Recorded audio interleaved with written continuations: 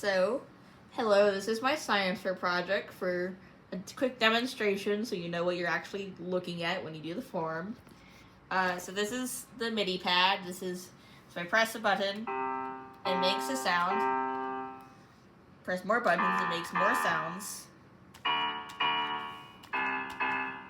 And, these are just demonstrations. Oop, that one's a little disconnected.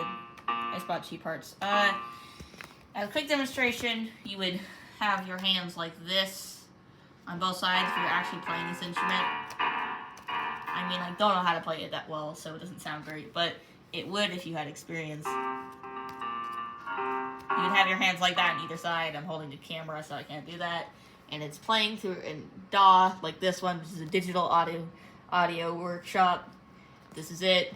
It's pretty similar to if I press the keys, but it's not as good because keys you can't do velocity. In this, you tap it lightly or tap it hard.